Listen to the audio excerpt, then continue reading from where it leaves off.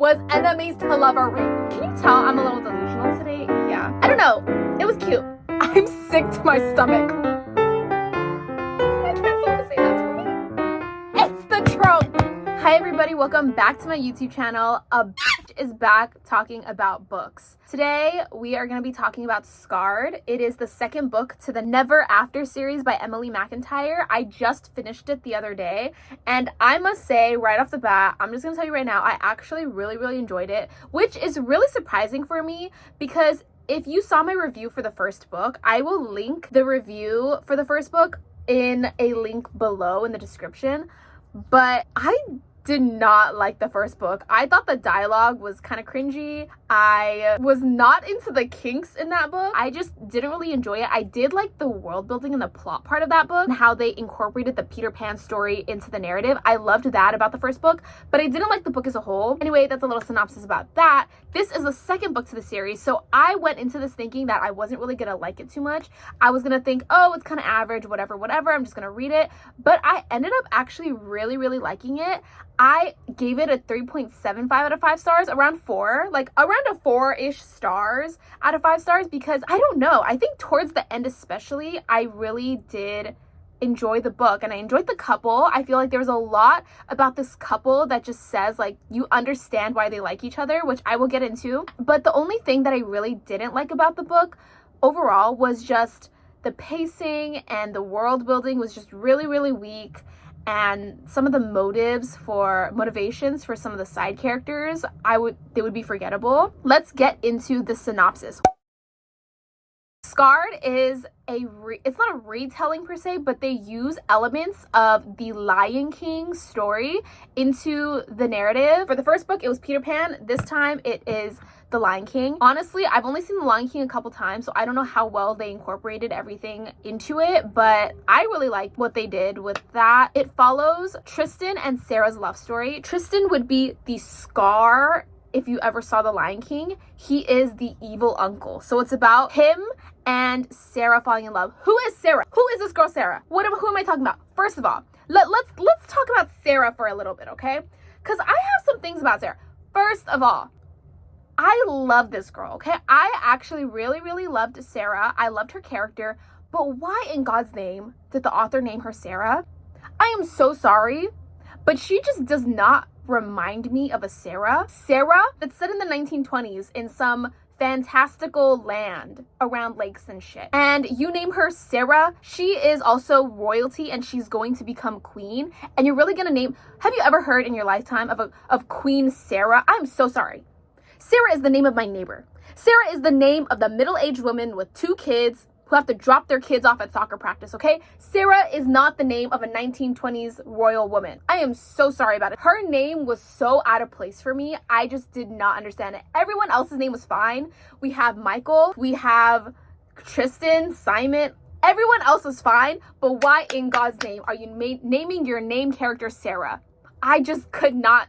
I don't know. There was something about it that really irked me. We first start the book off with Sarah, who is from a distant land that the King Michael, his kingdom, owns. She is royalty in like a little smaller section of the land, and everyone besides the capital where the king lives and all of the rich people, everyone else in all the other kingdoms are doing really badly and they're doing really poorly. Everyone is poor, this, that, and the third. Everyone is just not having a good time except the king. And Sarah comes into the picture. She's really young. I believe she's 21 years old, and she becomes betrothed to the king, King Michael. But what Michael doesn't know is when Sarah comes into the picture, Sarah's actually has a vendetta against Michael and his entire family. They call it the Fossa family, and Sarah wants to kill all of them for, first of all, what they did with the country, and secondly, for killing her father. Years earlier, Sarah's father cared for his people, went to go visit the capital where Michael Fossa lives, and ended up never coming home. Sarah's dad begged and begged for some help for his town, and Michael was a horrible person, never gave it away, and I believe Michael killed Sarah's dad. And that is what Sarah has believed for her entire life, and has had a revenge plot to kill the entire Fossa family, she comes into the picture as a betrothed to Michael, the king, the one she wants to kill, the one she hates. And on the corner of her sideline, when she comes into the castle for the first time, she sees a man that has a scar, aka Scar, like in The Lion King, and his name is Tristan. And he is this tall, dark, brooding man with tattoos, and he has a backstory. Everyone says, stay away from this man. You do not want to talk to this man. Sarah knows about him. Sarah also wants to kill him. She wants to kill the whole family. Tristan is Michael's brother. It's a really Mr. Steal Your Girl time, okay? Because the love story is between Tristan, one of the people that Sarah has to kill, and also a forbidden romance because she is betrothed to Tristan's brother. There's a lot of layers to this, and it's enemies to lovers. And when I say enemies to lovers, I mean true enemies to lovers, because tell me why when everyone says enemies to lovers, they really just mean miscommunication to lovers, dislike to lovers. In contemporary romance, you're not going to get an enemies to lovers, okay? This book is a true enemies to lovers, and the enemies to lovers in this was enemies to lovering, okay? It was so layered. The enemies to lovers in this is so layered. It is so detail oriented. I guess I will get into it. You know what? I kind of want to do and explain the plot, because this plot was like, there's so many different layers to it. But yeah, the enemies to lovers in this was hitting. It was hitting. Just like Tristan and Sarah are going to towards the end of the book. It is a Mr. Steal Your Girl book because Tristan steals his brother's girl, his brother's betrothed, and they just cannot stay away from each other. The scenes of tension in this book were immaculate. They were amazing. They were like so tense. And the reason why the enemies to lovers in this book was so layered is because there is another thing, a part of this book. So Sarah is supposed to kill Michael and his whole family because of what they did to her father. But then on top of that, there is another thing on the side, a political thing. The political thing is the rebel king. We don't know who that is. It's Tristan. We don't know who that is. But this rebel king wants to take over the throne, wants to take over Michael and steal the throne away and give power back to the people, because everyone in this kingdom is suffering. And it's funny because Tristan and Sarah are enemies to lovers, but in reality, they're really allies because they both hate Michael. They both hate and despise the king. But then it becomes layered again because it's enemies, but they're really allies. They just don't know it yet. But then on top of that, halfway through the book, it's told that it wasn't Michael who killed her dad. It was whoever the rebel king was. And she doesn't know who the rebel king is, but it's Tristan. So Tristan, she thinks halfway through this book, she thinks it's the rebel king who actually killed her father. And so then the enemies to lovers becomes enemies to secret allies to enemies to lovers that hate each other to real lovers. Like, it's just so layered. And I really enjoyed that about this book. I do not really want to get into heavy plot details. I went on a huge ramble. Overall, what did I think about this book? I really liked it. The things that I didn't like about it was the pacing, was the world building. The pacing was so off, and I think part of it is because of the world building. I feel like the world wasn't really built at all, and I didn't understand the politics that they were trying to explain. This book was halfway between a romance and halfway between a fantasy, and it couldn't choose which way it wanted to go. It couldn't choose how political it wanted to be, but it couldn't be all the way there for the romance. I feel like if you're going to do a fantasy romance for real, you need to really put more thought into the world building, and I just feel like it really wasn't there. And then towards the end, they have an entire revolution, okay? I'm spoiling the book, whatever. I do this in every video. They have an entire revolution. It happens in 4 chapters. It happens so quickly. It happens in like the last 10% of the book. They have an entire war against Michael, against the king. I was like, whoa, why are we going so fucking fast? Why are we going so fucking fast? That is what I didn't like about the book. I just feel like they really glossed that over. But the romance in this, oh my God. At first, I was like, okay, a little bit of tension here, a little bit of tension there, slow burn here, slow burn there.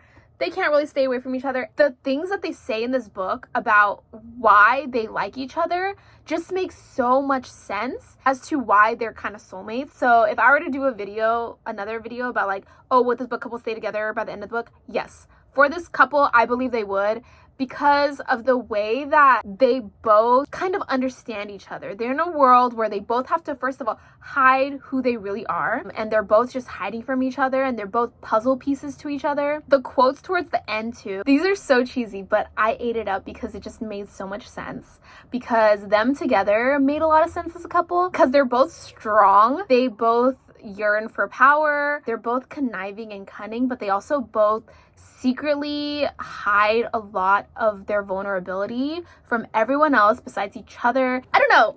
It was cute. It was cute, okay? It was eating. It was great. One quote says, "The truth is, I am yours, wholly, inexplicably, painfully, unconditionally." He moves his hand until the dagger presses against his throat. Because she's about to kill him, okay? It's the trope. It's the trope where there's a knife at the lover's neck and they are like about to kill each other. And he's like, do it, do it. And she's like, I can't do it. I eat this shit up, okay? This happened in The Cruel Prince, okay? The Cruel Prince was way better though. I'm not gonna lie about that. But he says, "The truth is, I am yours, wholly, inexplicably, painfully, unconditionally. He moves my hand until the dagger presses against his throat. And if you need to sacrifice my soul so you're able to live with yours, then do it."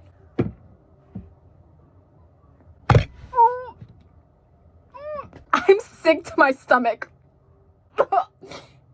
This is all I want. Like, why can't someone say that to me? Can you tell I'm a little delusional today? Yeah. I think I realized it now. I will do and explain the plot of this book. I'm gonna do it. Hey y'all, so it looks like I was not wearing a shirt, but I promise you I am. So I'm editing this video and I'm just gonna update you. I ended up filming 30-40 minutes into the explain the plot video that I planned to do, but I'm actually not gonna put it up because halfway through the video when I was filming it, I realized that there is like no plot. Half of the book, because the beginning is so slow, half of the book is literally just random ass scenes of the two characters, Sarah and Tristan, sneaking off and having these like little tense scenes, and that's half of the book. So the explain the plot video ended up being like really chaotic, boring, not fun for me to film. So I mentioned making an explain the plot video in the video you're watching now, but I actually ended up not doing it because I realized there is no plot, and a lot of the plot is just kind of in passing, but the experience that you get while reading this is kind of what's fun about it, but the plot per se is not like excessively fun to explain. So yeah, I say I'm gonna do and explain the plot of this, but I actually don't end up doing it, and I'm not gonna do it, so sorry. Yeah, just wanted a little update for you guys. There's only one thing I've longed for in this world, and it's at my fingertips. The crown, so close I can almost reach out and place it on my head. But now there's her, and everything else pales in comparison. There's nothing I wouldn't do to keep her by my side. She is everything, and if she's hurting, I will torture the people who caused it until they beg me to let them die. When is it my turn? When is it my turn? That's all I want. I just want someone to torture another person for me. Come on now. This one I love. It's so melodramatic, but I ate it up. I loved every second of it. I want to consume you, Sarah, until I feel you thrumming in my veins. That's sick, I say. I thought you hated me. He paused at this, his hand releasing my hair and moving to cut my jaw, his thumb wiping the remnants of blood from my mouth. What is hate but obsession tinged with fear? Sick to my stomach! Ugh! Anyway, this book as a whole, I loved it a lot more than I feel like I would have, just because the couple itself, power couple, perfect, amazing, wonderful, talented, crazy, delusional, like they're crazy, okay? But the book as a whole and the pacing issues, if they just fixed the pacing issues and they just did a little bit more world building, this book would have been a 5 out of 5 stars. I would really give it to Emily McIntyre. I feel like she can really build a story and really build a plot, because for the first book in Hook, the plot in that was so good when it came to like the twists and the turns and the story and everything. And I think in this one, they had those pieces in there to create a really like compelling plot. The romance was great. It just fell flat plot-wise and fell flat when it came to the side characters and the world building and the politics. Because politics in this book played such a big role that I feel like without it, it just really, I couldn't like it. I couldn't be obsessed with this book. I just couldn't. But I did like it. So yeah, 3.75 out of 5 stars. 4 out of 5 stars-ish. I would say it was a pretty good book. There are a lot of memorable quotes in here. Let me know if you've read this book before. Let me know your thoughts below. It's an absolutely absurd book. It is a darker romance. The smell was pretty okay. It was pretty good. I don't know. There was just something about it that made me feel like I liked it more than I should have. Because I think that in reality, I can't really put into words, but because the plot wasn't really there, it was like a 3 out of 5 stars, but I was just like, no. The couple was too good for me to give it that less. I'm gonna bump it up. I'm gonna give it around 3.75, 4 stars, and leave it at that. Thank you so much for watching. Let me know your thoughts below if you like this book or not. I really love reading the comments section. I always go through them. So thank you so much for watching. This video was so all over the place, so crazy, but this is what this book made me feel. Okay? Yeah, I'll catch you in the next one.